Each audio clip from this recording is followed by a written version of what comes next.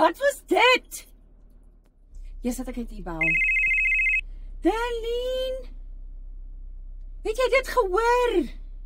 Ja, dit was een movie se ontploffing. Nee, dit was nie net 'n ontploffing nie. Dit is die grootste in die bos Mos My Fees giveaway ooit. 'n Ontploffing van fenominale pryse en jy kan dit nie mis nie.